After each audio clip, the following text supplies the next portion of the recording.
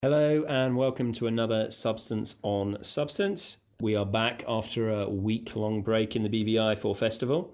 Josh has put away his party clothes and has joined me again for another episode. Hello.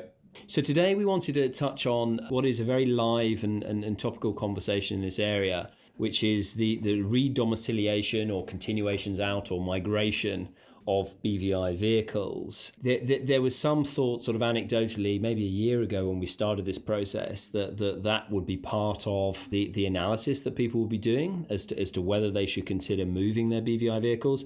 And obviously that there is a rationale around that we really wanted to address on this call, because the more we have spoken to clients about this particular area, the more it's very interesting to us to see how clients are addressing it. Now, one of the first points I think that has to be made here before any sort of major business decision is made, and I think we'd all agree that sort of choosing to elect to re-domicile your vehicle after however many years of being in a certain jurisdiction is a fundamental business decision. And so choosing to do that without going through a process of at least classifying yourself to ensure that this legislation is relevant to you seems to be the very first step that you've got to make before you get into that.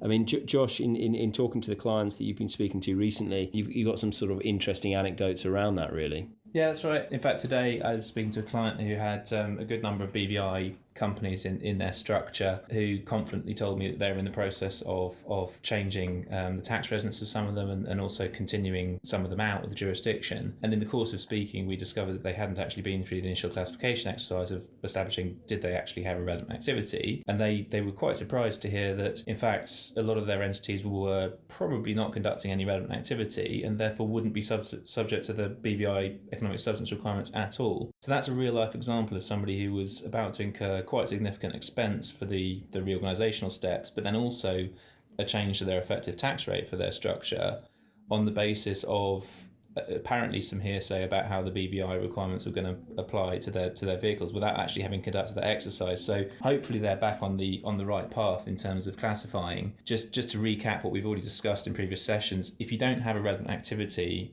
one of the nine quite closely defined definitions of relevant activity in your BVI company, then you can stop there and you'll just be required to give a nil return next year through the registered agent to confirm that. Or equally, a lot of clients are discovering that they have a entirely passive pure equity holding entity, which again is quite a narrow definition. And for those entities, we're expecting a lot of them will find that their existing registered agent, registered office arrangements in the BVI are sufficient and they don't need any more economic substance than that.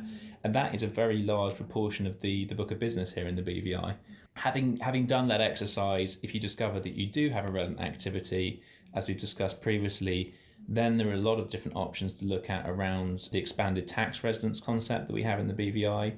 If you can demonstrate that your entity is non-resident for the financial period, then again it's broadly exempt from the BVI requirements. That includes transparent and disregarded vehicles. So for example, if you have a controlled foreign company where the participators are subject to tax already, those entities are actually out of scope of the legislation. They're exempt because they're being taxed where the participators are based. And then equally, we have an expanded concept whereby if the income from relevant activities is subject to tax somewhere else in the world, then that structure again is going to be exempt. So that allows you to, for example, book profits that are subject to tax through permanent establishments or branches abroad. It's a very flexible concept. The one caveat, remember, is if you're dealing with an EU tax blacklisted jurisdiction, then you may not be able to avail yourself of those rules.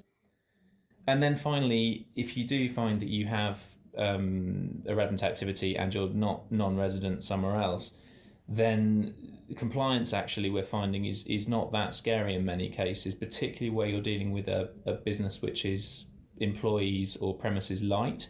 So for example, some financing structures, some headquarters business structures, some service centre structures actually are fairly passive in terms of their day-to-day activity, but can be very valuable in the context of the group. So to give you one real life example, we have a BVI company where its only activity is a term loan of a fairly large value to its business. But actually, that only really requires, perhaps a board meeting once a year to review the loan and just to monitor any risks associated with it. And in that case, we're expecting that the directors will fly out to the BVI once a year. They'll have a board meeting here. They'll have some expenditure on their registered agent and the board support for that function. And that structure has proven completely viable for that business going forward. So they're actually very happy to be complying, and we're looking forward to welcoming them here later this month.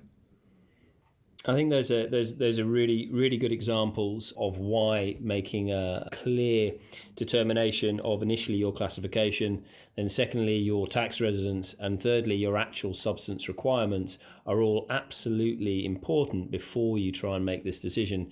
I mean, choosing to leave the BVI, it's not just the very competitive tax rate that clearly could be a huge economical impact upon you. It's also the costs involved in doing so, not only sort of in leaving, but also in arriving in a new jurisdiction. And it's also sort of the obvious point to make here is that this legislation is applicable nationwide. It's applicable across the globe, and there are a number of clients who are sort of looking at certain jurisdictions that have not necessarily at this point brought in similar legislation.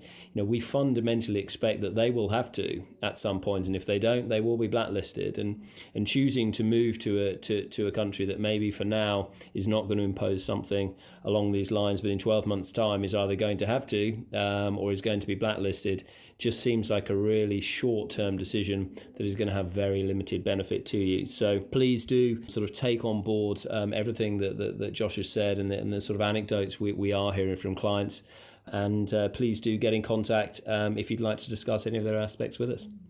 Yeah, and on that note, just another point to note since we last did the presentation, the OECD's Foreign Harmful Tax Practices Group has now given BVI and Cayman, amongst others, a clean bill of health for their substance legislation. So that reiterates the point that Phil's just made, which is that our substance legislation has been blessed by the OECD now. It is reasonably settled, and compared to some other jurisdictions where they haven't already looked at substance requirements, then we should have a more stable rule book going forward, which is great for planning certainty. Absolutely. Thanks very much, Josh. Thanks.